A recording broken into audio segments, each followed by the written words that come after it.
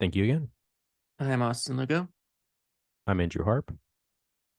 This is With Nothing to Say. Let's talk about A Touch of Zen.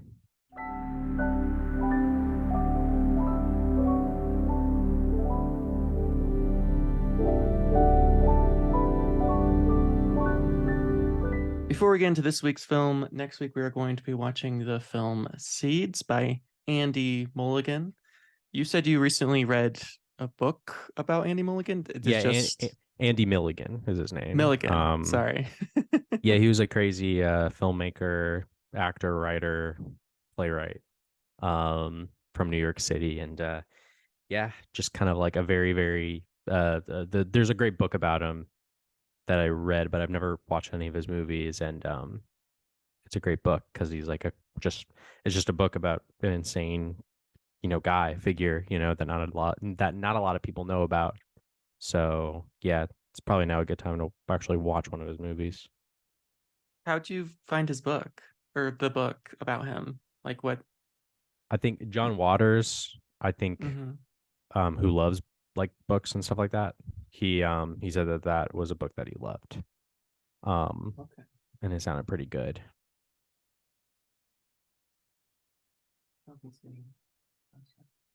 Well, dope. That sounds like fun. I'm excited for that. Hmm. Okay, what are you doing? What are you doing? Sorry, I'm afraid he's gonna like knock something down. He's a bad boy. Yep, there he goes. All right. I'll just hopefully he won't move. But this week we watched Touch of Zen, which I've seen one of this person's films before. King Dragon's Inn. Hugh. Dragon's Inn, yeah. I'll watch Dragon's Inn soon, I think. Sooner rather than later.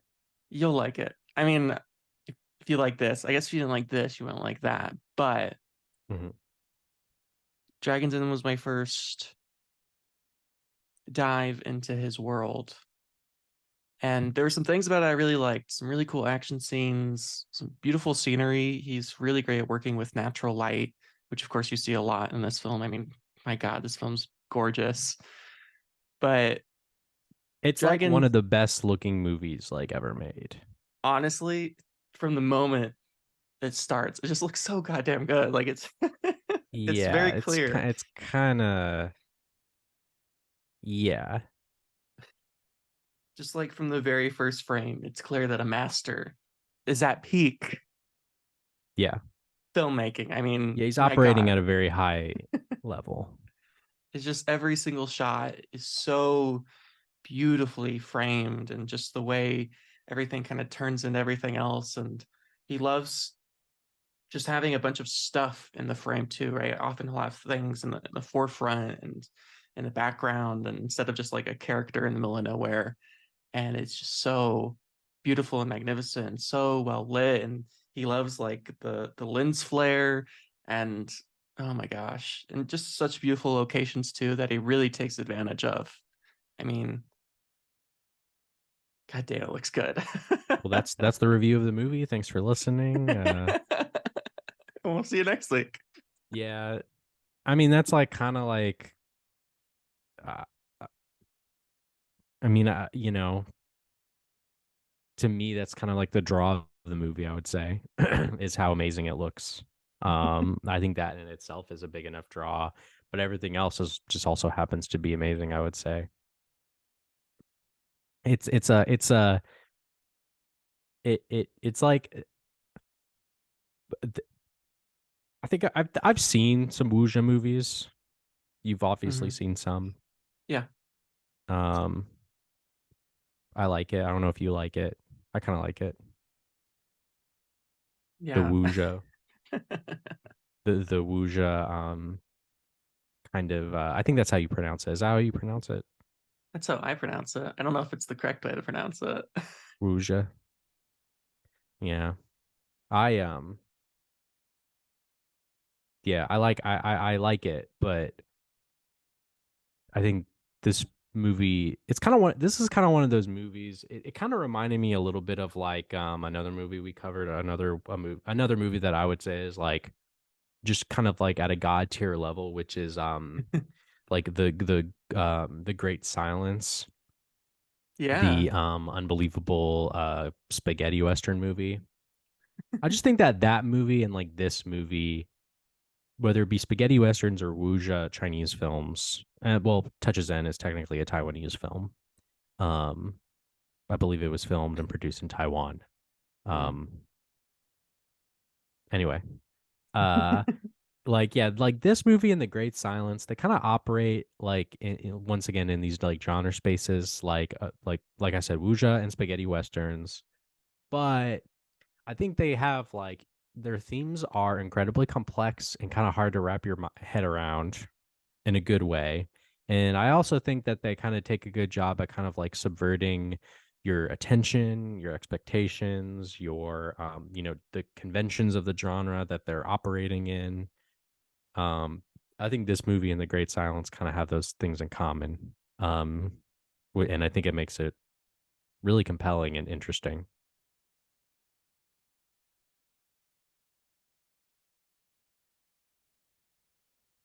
All right, one sec. What? You okay? I'm just yeah. I'm just looking at the film itself and looking back at King Hu's work. But Mhm. even though I haven't seen a lot of his work, which I was like, oh, I'm gonna watch some of his work this week just to kind of get more in the King Hu zone. Was unfortunately too busy to watch much of his stuff, but I'm so grateful I got to watch A Touch of Zen because here's someone who has dedicated their career to a very specific style of filmmaking and mostly to a specific genre of filmmaking. And what makes Touch of Zen so masterful, like The Great Silence, as you're pointing out, is these are people who understand the genre so well that they're Mhm. able to manipulate the genre and sort of subvert our expectations of what the genre's supposed to be. I mean, the first hour of Touch of Zen, almost nothing happens. It's and yet it's But amazingly yeah, entertaining. yeah, no, you're totally right. It takes like an hour before any like fighting gets there, which once again, it's like kind of like trying to lure you into like the movie and into the world and into like the which I'm okay with. Obviously, I could see plenty of people watching this movie and thinking like this is boring, but I beg to differ. I could see the argument, but it's so hypnotic of a film, and I would say especially so. this first hour. I mean, the first hour and the other 2 hours kind of have a different mood and tone to them. You could really break this into like 3 hour long films that have their own sort of style Yeah, and like multiple visual set pieces. architecture and Yeah. multiple set pieces, yeah, and different characters that we're following. But there's certain things about the first hour that I just love so much because I think, especially when you have a master like King Hu directing action, it's amazing. And for him, it's very easy to make that exciting and thrilling and so much jumping. I mean, I don't know what it Especially is. yeah, especially given the limitations here, I think. I don't know if like I didn't really like read too much about like the production of the movie. I don't know if they use like wires or anything like that. I'm assuming that they just use stunt people and then they were able to, edit it in a way where, there's like flipping and stuff like that and they have like a stunt person do that, like a martial artist do that and then they like are able to Yeah. cut it at the right time. So, I'm assuming that's what they do. Once you get like more into like these types of movies like year after year, decade after decade, there's more wire work, which of course is like Yeah. very amazing. Like Ang Lee's Crouching Tiger, Hidden Dragon, which is a movie I watched for the first time not too long ago. That movie is very, very similar to this movie. Um, I would say, and it's a very good movie, but it indulges in the action a lot more. So there's like a lot of crazy wire work and stuff like that. Yeah, absolutely. I mean, I love the action scenes. I love how high everyone can jump and how everyone Yeah, kind of moves like bunnies for some reason. Like everyone jumps from place to exactly. place, Yeah, like those are these movies. Yeah, yeah. Everybody some for some reason has like the ability to jump really, really far. like 10 feet, Yeah, I love it. which is wonderful. I love it. But what I love about this first hour is it's really just this guy who owns his own little print shop. He paints Yeah, portraits and all this stuff. And he's just walking around. He's got no money. He lives in this old abandoned fortress. They think the with one his across from mom. him is also with his mom. The one across from him is also haunted. And there's some spooky moments, which I really like. Those moments are pretty spooky. Yeah, there's like it kind of does like a horror film thing at the very Yeah, beginning, I would say, before there's any martial arts. which I did not expect it to go in that direction at all. And Yeah. and it diverges from that, but those sort of in a way though, I mean, there's very much this spiritual, religious aspect undertone to it. And of course, in certain forms of Taoism, there's this belief in this spiritual sort of curse-like, almost magical thing. And you see him put up a one of those like I don't know anti-curse papers, Taoist things. Yeah. He gets very he just thinks that it's haunted, you know what I mean? And that location is so cool with like the dilapidated like fortress and like all the Beautiful. overgrown and stuff like that. You know, at several points in the movie, and I'm sure you'll notice this as well. You'll notice that like the lens is all scuffed at least a couple Yeah. points. Did you notice this? Hmm. Where like there'll be like smudge or dirt on it. And I like that just because like it's just it's just evidence of the fact that like they were actually like outside, you know what I mean? Like outside like on location at real places Yeah. within among real like, you know, plants and trees and stuff, like filming these scenes, instead of like you know, instead of like On a set. being on a set or whatever, you know what I mean? A nice clean, contained set like that. No, they're like actually like out there.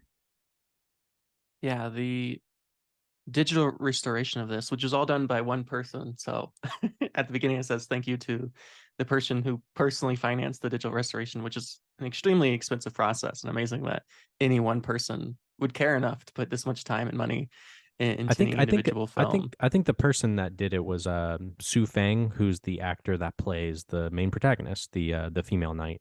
Really? I That's think that's I awesome. think I think that's I think I recognize that like they had the same name. I think that's yeah, I think it was the same person. Well, I hope so. That's amazing because it's such a feat for digital restorations, and it's an art form that no one ever really wants to get into because, well, I it's would say it's pretty lucrative now. There are you so think so? I feel like there are so many what do they call it? Like boutique Blu-ray labels. You have like Criterion Mm, Collection, you got Vinegar Syndrome, you got there's another one whose name is eluding me. You have really big ones like Criterion. Criterion is probably the biggest boutique probably. Blu-ray Yeah. distributor, probably. But you have like some really small ones though that are run by like probably like one guy, and he Sure. just he kind of like finds like a movie that has never really been on anything like regularly distributed, and he buys the rights for it and he puts it on a Blu-ray and people buy it and he put on like special features or whatever you want. And I don't know, I think it's a little bit more of a lucrative business than maybe it was like 10, 20 years ago, just because like you make this restoration and it's like, okay, what do we do with it? Well, put it on a DVD, but that's only 480p. You could play it in the theater maybe a couple times. It's like I think now like Blu-ray and 4K Blu-ray and stuff like that allow it more dissemination of it. And but yeah, like you said, this looks great. It looks amazing.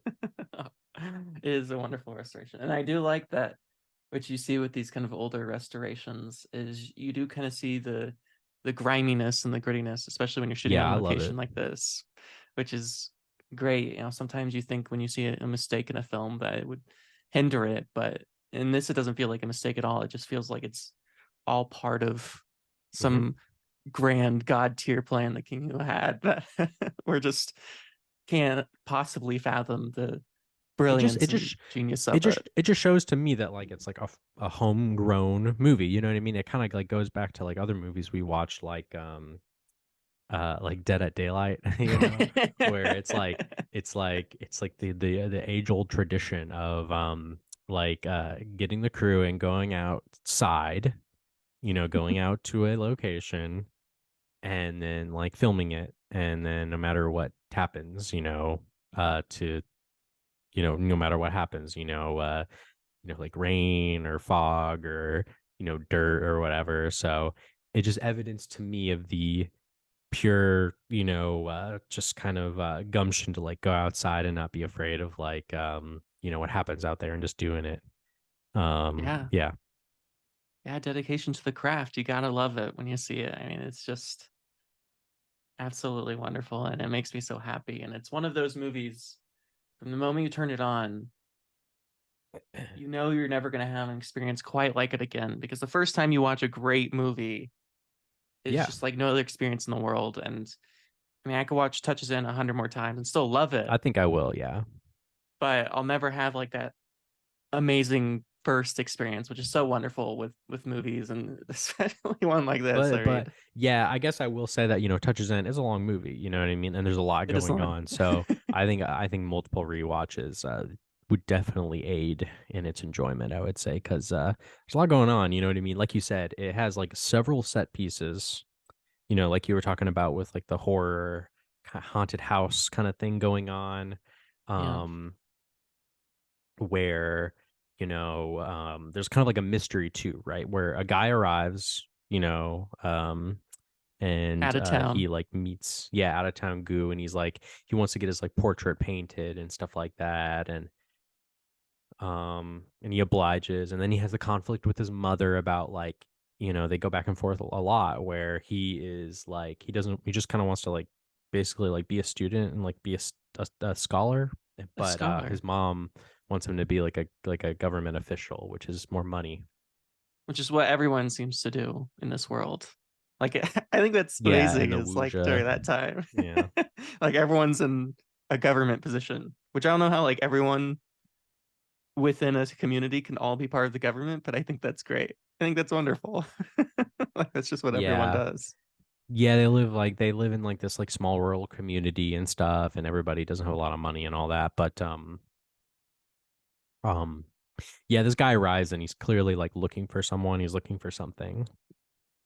Very mysterious. He has three men following him around. They're always Yeah, he's dressed got the same, but it's bodyguards. always like something different, which is fun. Like they'll It's be cool. dressed as monks or they'll be dressed as just all kinds of different outfits that they'll go through. Which, by the way, another amazing thing about this movie, all of the outfits are beautiful Yeah, they and look they really just look good. so luxurious and just so much time and thought put into all of these vibrant colors and just a very nuanced use of clothing. I think often clothing's kind of thrown off to the side, even in period pieces when you think of your classic sort of period pieces, whatever This is a part period of the piece. world. Yeah, no, absolutely. But whatever Yeah. part of your world, and of course the clothing takes on a certain role. But I think what sort of differentiates this from your classic period piece is just how vibrant everything is. And I think Yeah.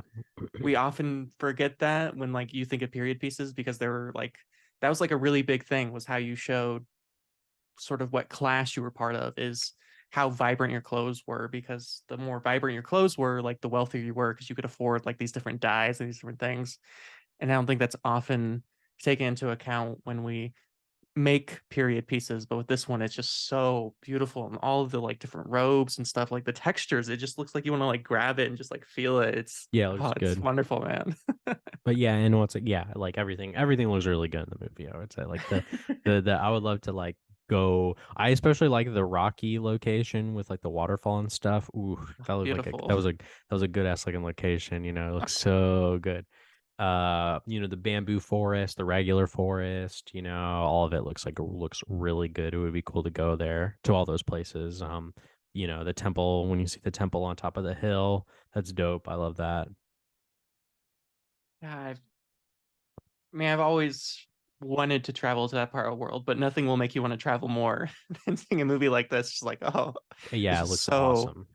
amazingly beautiful. Some incredible location scouting, which is never given the credit that's due. But all of these sets are just so beautiful and well thought out. And of course, the cinematography is on point 100% of the time. And Yeah, I like how he uses you're talking about like natural light. I like how he uses the sun, you know, to for all of Yeah, his scenes pretty much, especially at day. At night, I think it might be a different story. Maybe he doesn't, maybe he does use for lighting a little sure. bit. Although Have sometimes to. like at night, some of the scenes get like really dark and you can barely It even see does. what's going on, which I like. Um but like during the day though, he kind of like uses the sun in ways that are really interesting. Like he'll like maybe use a person to block out the sun, but sometimes it'll like pour He out of the loves to do person when they that. move out of the frame. Like or like yeah, like it'll be behind a mountain or something, or when he's like the tops of trees, like when they're in a really like a dense forest and he like or like bamboo forest or whatever, like the tops of it will kind of like block it or move around and kind of like create like that lighting effect. um yeah, stuff like that is like, you know, it's not like terribly complicated, you know, like it's nothing, you know, it's nothing like, you know, it's nothing it's not like a technical thing, you know, but it's like, but it's perfect, you know, it fits right into the movie.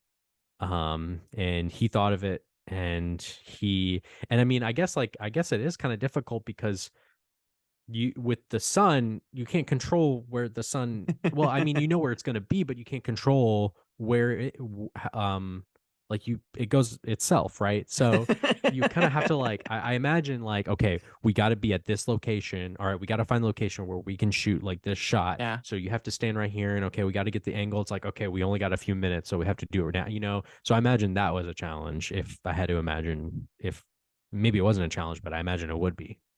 Oh yeah. I mean, just the fact that you basically only have one or two takes to do this for a lot of very Yeah. specific shots, because like the sun's only going to be in that spot for a very little amount Yeah, of yeah. time, and that amount of pressure to get it right on the first take, or just be fucking prepared as hell, which they just have to be. I mean, with all of all two King Hu films I've seen, there's a lot of thought in the choreography of, as it were, of course, the action sequences and all of it. And there's just so much planning that takes place beforehand. Yeah. And you can really see it in the way he makes his films, especially in touches and like just every single shot is just so well thought out, and so much time and effort has been put into here's exactly what we're going to do, here's exactly what it's going to look like. And of course there's those moments of inspiration that you can see, like, oh, like someone just happened to be at the right place at the right time and it just Mhm. worked. But just it's incredibly admirable to see someone who cares so much about their craft that they're putting so much time to, like, okay, where's the sun going to be at exactly this time? And Yeah, yeah.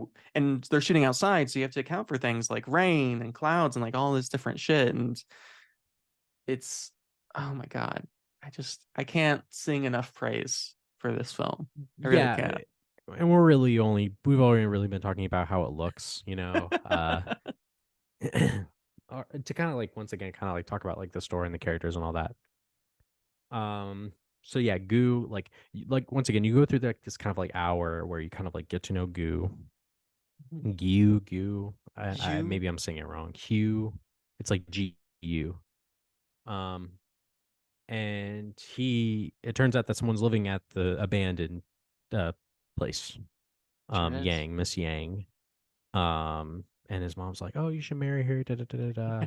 And it's clear that she's like hiding, right? Like right from the beginning, it's clear that she's like Very trying to hide from mysterious. somebody. And it becomes pretty clear, of course, that like the guy who wants his portrait painted is once Miss Yang. And pretty much like just to kind of like jump ahead a little bit, it's like Miss Yang was in like a family or like in a family that were gonna like uh go to the emperor with information of like uh some these group of like guards or this organization like in the government that were corrupt, and they were going to send this information, but it was intercepted, and now the family's being persecuted, I mean. And you know, and now everybody's trying to run away. Like I think Yang's dad, you see him like, you know, be persecuted, I think killed, and you know, they're on the run. um and and you see that, of course, when they're running away at the really great rock and waterfall location as well. That's the first time you meet the monks. Yeah, who the are the monks are best. yeah. Yeah, The the monks are so monks, yeah, badass. I think it's fair to say like they rock. Um they're really, really cool. Especially Abbott, of course, Of course. who's the main monk.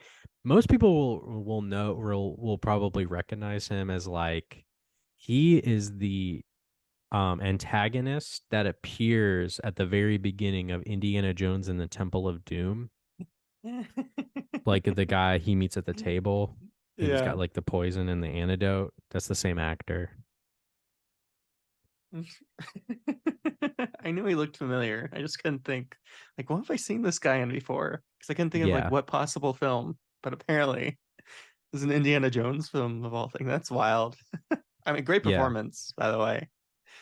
Him and all of the monks, they're just so Yeah. badass. I mean, the way their fighting style is wonderful, and they're just so calm when they fight, like never any sort of emotions on his face.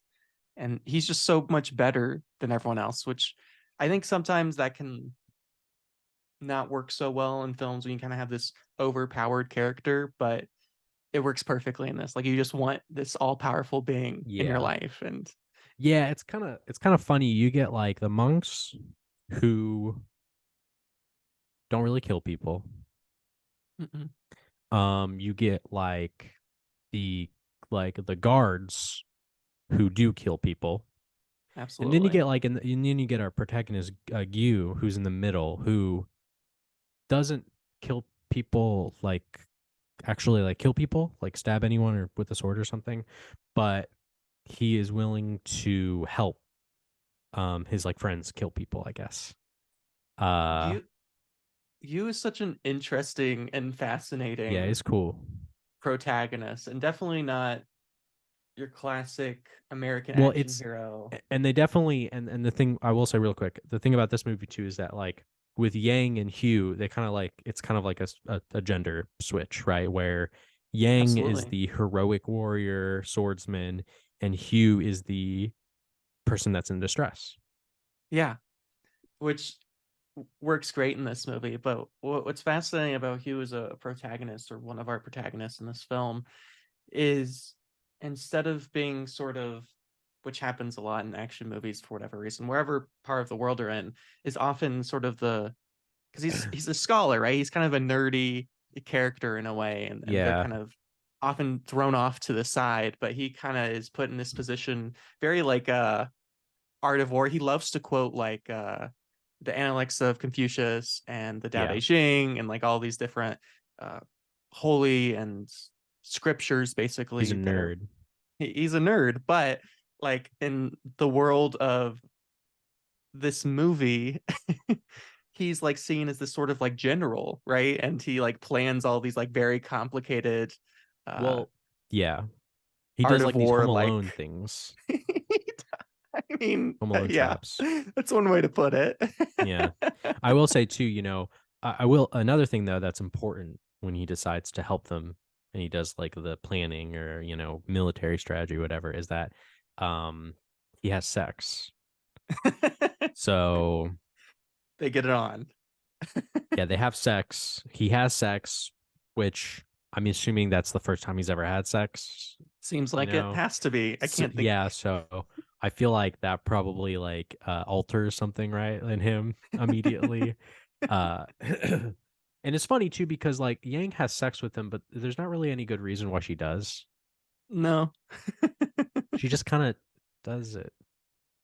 Uh, I don't know. I don't know.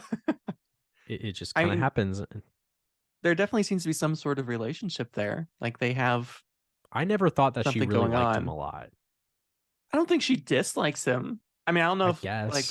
there's not like any sort of sexual attention, at least from her end, but I don't know. Maybe she just had wants or needs, or just wanted him on her side. And Yeah, they I like don't they know. have sex and then he's like, "We should get married." And she's like, I don't want to get married. No. Like she doesn't want to do any of the um once again to kind of like break kind of like gender stereotypes and stuff like that. She doesn't want to be like tied down to anyone, I guess, or doesn't want to like subjugate herself in the role of like a wife or a mother or anything like that, as we see Yeah. later on.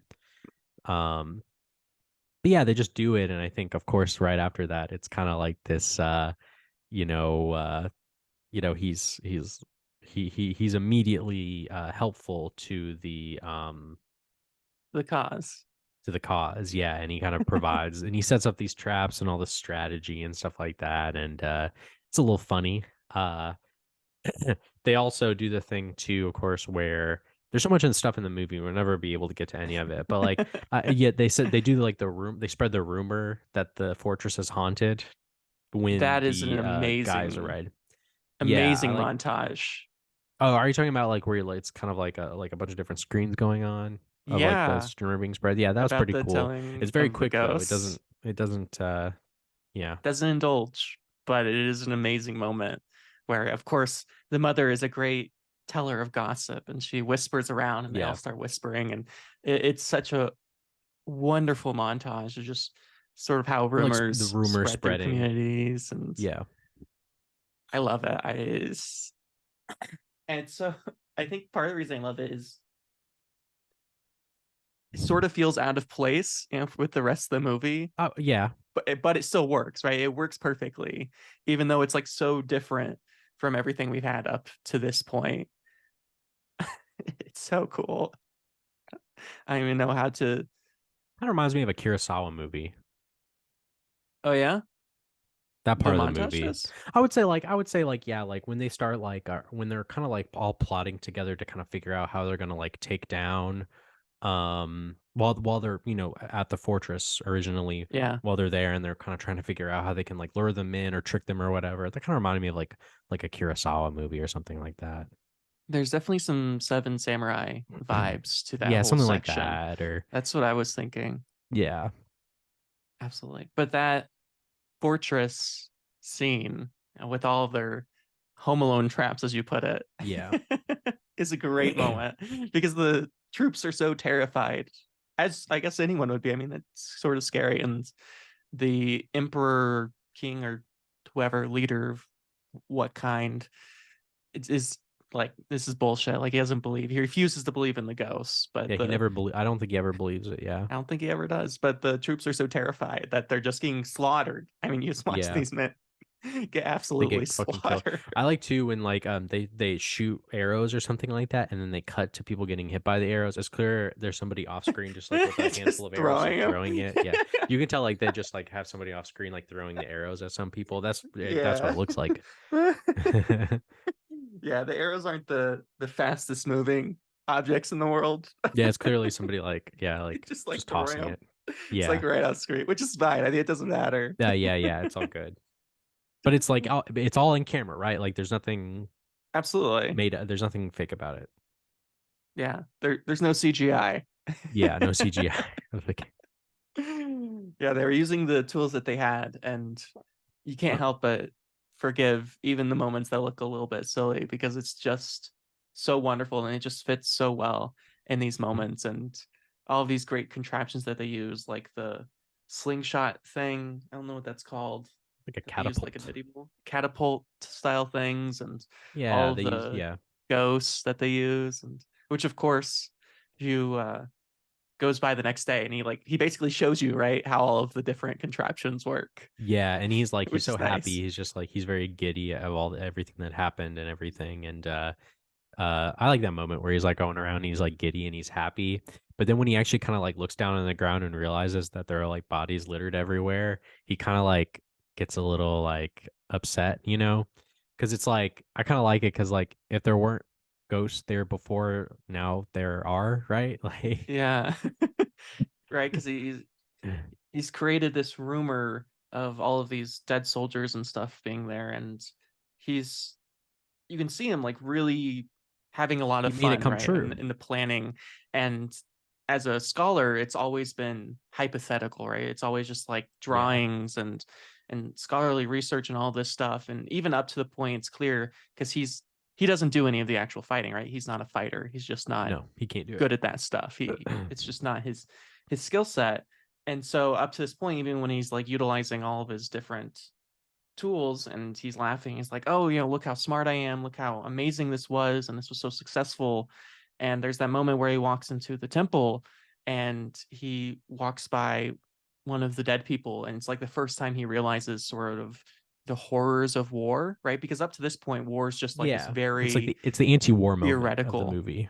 It really is. It's that moment where he sort of realizes just the horror. I mean, not only the fear of Miss Yang or the people on his side are dead, but just the fact that people were brutally murdered in this moment, and he was a part of that, and now he has to live the rest of his life knowing that he was sort of the master of this plan, and took a very real part in the killing of these people, and that's a incredible moment and an incredible performance by our actor here. I mean, just the ability to go from just this like very jolly, very happy, laughing, just immediately to just Hmm.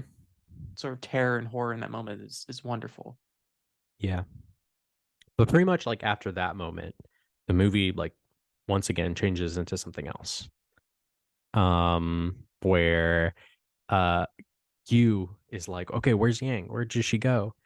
And she's like, she left. It's like, okay. Well, and and then he leaves. He goes on a journey. He goes on an adventure, and he goes to all these different locations. And then he ends up at the temple, the original temple that because after that great scene that we saw earlier with the With monks the as they monks. destroy, they go to a temple for 2 years, and then she moves again, and then they go back to the temple, and she's there. And then he arrives there, and pretty much right when he arrives there, he's given a baby. This is your baby. Yeah, and it's just kind of like this recognition of like, all right, like you have your baby, like the line will continue, right? Like you have a kid now, your family line will continue, but I can't do it. Like Yang from Yang's perspective, right? She's just like, I cannot do the, mother wife thing, Yeah. and part of me feels as if the movie should have ended there. You know what I mean? When I see that moment of like where they kind of like are kind of like look where she sees him down Hmm. from the temple into the rocks and she sees him walk away with the baby. I'm when I first see that scene, I'm like, okay, maybe, and then I realize like there's way more to the movie. I'm like, okay, maybe really like what could possibly happen? Like I feel like it should just end there. Hmm. Of course, that's incorrect. You Because the were rest of the wrong. movie, I was wrong. Like, of course, because then you watch the rest of the movie and you're just like, oh, okay, like I'm okay with it continuing. Because then the rest of the movie is crazy. It just a whole another level. I mean, it's like again, you can almost separate this into three separate films where you have sort of the opening haunted mansion sort of film and the middle sort of action Home Alone style film, and include the journey in this too. And then you basically just like forget about you almost entirely. Like he goes to uh, some like near a river or something, and you kind of just leave him. And we are given the amazing, beautiful, spiritual, religious Yeah, action sequence of the monk and Miss Yang and her companion and their incredible, just out of this world action sequences where they're jumping around, and they're very much like outnumbered, and you can see like them, because like first of course you have to kill like your classic goons, right, who are just like there to be yeah. The killed. dudes. And then of course you have like this, he's like a general or something, he's very up He's like a high up in the, higher up guy. Yeah, and he's too powerful for them, right? He's too good for them, and he's yeah, beaten them, and they're on their wits end, they're not going to make it. And of yeah. course out of nowhere the Buddhist monks come, and oh my They god, beat their asses. they beat their asses. Yeah, with the fighting scenes, there's not much you can really say about them. You just kind of have to watch You have them. to watch Like them. they're super well edited, well put together. It's sword fighting pretty much with like a little bit of fist fighting, but you just gotta watch them. Yeah, but the monks they destroy them. It's such magnificence, and the sound design, which isn't something we've talked about Yeah, it's much, good. which sound design is so important to a great fight scene. I mean, if improper sound design to a fight scene can absolutely ruin a great fight scene. And Yeah, so it's pretty crazy how well it sounds. I mean, it's wild, man. I just like every choice that they made, like from the sounds of metal cleaning metal to the way it Hmm. kind of swishes through the air to the way people move and every single like footstep. It's just so beautiful. And again, just so much thought and effort put into every little soundscape. It breaks my heart a bit that I couldn't have this experience in a theater. And I think if our listeners are ever in a position where this is showing in some sort of local theater at some cinema, go see it in a theater. I mean, not just for the visual aspects of it, which I'm sure are absolutely magnificent in a theater, but there's the soundscape is so incredible. And I don't know if this version is, but I imagine if it's in a theater, they probably have it's probably in stereo. So I can only imagine what this incredible soundscape would be for a film. It is beautiful and wonderful as this one is, but oh my God, it's just so amazing. And you have this weird moment right after this fight where they kind of like, again, I keep using this word kind of like spiritual, but there's something, I don't know, it's got like this surreal aspect, especially towards like the end of the What are you movie talking about? when they cut to the desert, right? Like he like captures him and then it's like immediate cut to they're in the general and his two Yeah, they trick underlings him. are in a desert. But it's a trick. He They thinks like trick him. They're he's like, "I'm so sorry. Oh, I'm so sorry." But they're evil. They have evil. evil in their hearts, and then they like pretend to feign like, oh, monk abbot, we're bad guys and we want to live in the temple. And he's like, okay, cool. And then he's like, psych, and then he like starts like stabbing everybody and killing everybody, and it's a terrible, terrible situation. That is so badass when he gets stabbed and he's bleeding gold. The It's reveal of so him like cool. bleeding gold is just like, oh shit, like we're on another level here.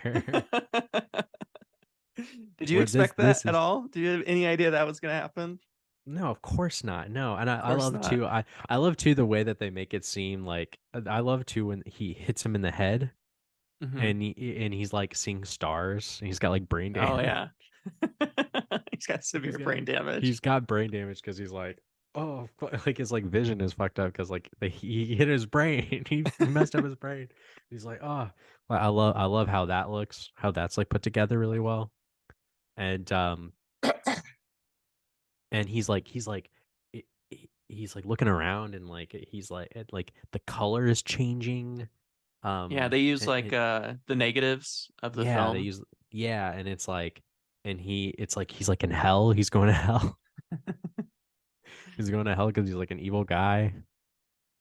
And like and Abbott he like climbs up to the rocks, right? And Hmm. you have those great sequences where and this is where like once like this is what I was kind of referencing to earlier with like the sun and Yeah. Abbott like blocking and not blocking the sun, right? When it's like with his like specifically like his head and his body. And then when he Hmm. goes up to like the mountains and he's like sitting there and like Yang and everybody kind of like looks up and he's like what could be Abbott, but it's almost kind of like him kind of like doing the Buddha pose, right? Yeah. He's transcended, as it were, at this moment. Nirvana, that's Buddhism, right? Nirvana, the concept of Nirvana. I believe so. Yeah. Yeah.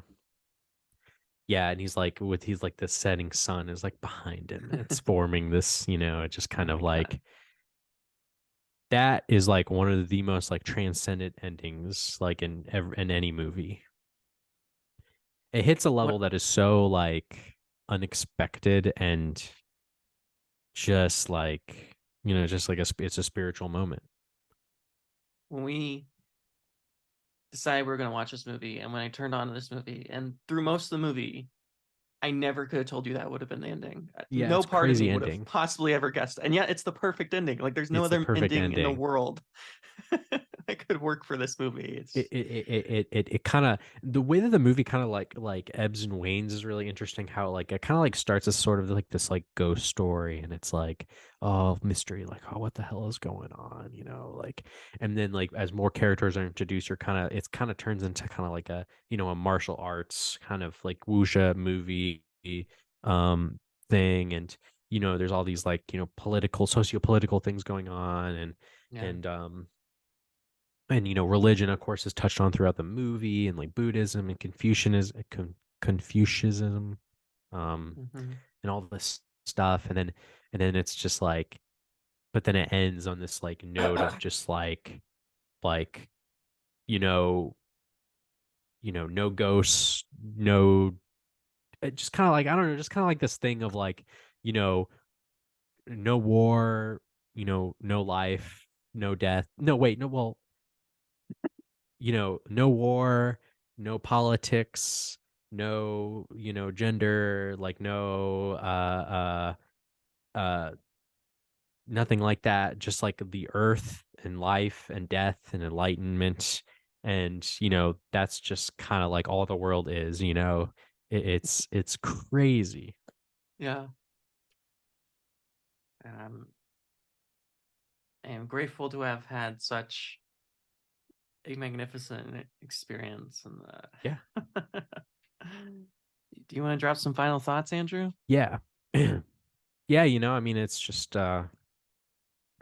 it's probably like, masterpiece level, filmmaking, and it's very complex. It's a very complex movie. It's not exactly like a simple chill movie to watch, really. Um, Especially if you're looking for like a really cool action martial arts movie. I don't think you really get that with this. It's like something a little bit more substantive, I think, and it's just got a lot going on in really good ways, and probably like one of the more beautiful movies you could watch. And it's just, I think it's just got it all. It's 3 hours, but I think it packs so much into it. You could, and it does the great thing too, like we talked about, where it's kind of always changing different kind of things going on. So it's not just like, I don't know, the same characters or the same location or the same kind of like even tone, maybe. Um, yeah, it's just, once again, it deserves way more rewatches just because there's a lot going on. But that this is like a 9 out of 10, level stuff. Yeah, I wasn't sure what to expect going to this film. As I said, I've only seen one of his films before, and I enjoyed Dragon Inn very much, but it was just a fun, enjoyable experience, and it looked pretty good, but I had nothing spectacular planned for this one, as we talked about when we were deciding what film to watch when we chose Touch of Zen.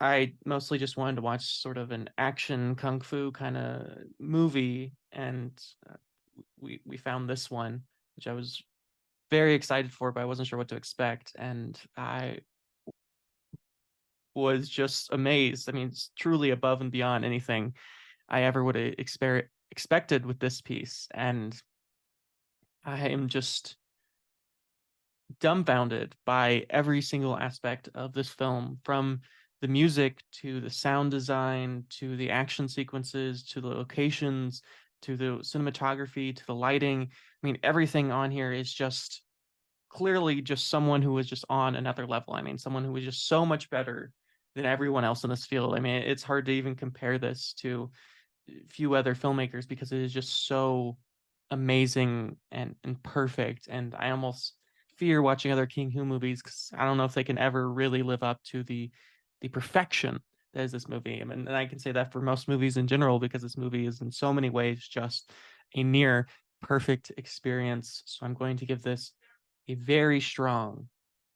No, you know what? I'm going to change my mind. I'm going to give this film a 10 out of 10. I think it's there. Yeah, I'm I think it needs I'm it. on the precipice too. I'm on the precipice. I think I need to watch it more, but I'm on the Yeah. precipice. I have heard Come Drink with Me is really good. I've Okay. heard that Come movie's drink good. with me. Yeah, he's got a few other movies that I've heard are really good. Especially Come Drink with Me. Um, Okay. yeah, but yeah, for me the movie's right on the precipice. It's I mean, I was gonna say 9, but I talked myself up to a 10. I think it's there. I Yeah, really I do. I I, I don't blame you. It's pretty yeah, it's pretty much, yeah, I feel you. Wow. Amazing. Well, that's the show. That's the movie. Mhm. Thank you all for listening. You can find everything I do at Austin Lugo 12. I'm on Letterbox at Retro Anger, R-A-T-R-0 Anger. And you can find this podcast wherever you hear podcasts. You can also find us Instagram, TikTok, and YouTube at Life Through Fiction or With Nothing to Say. And thank you all for listening.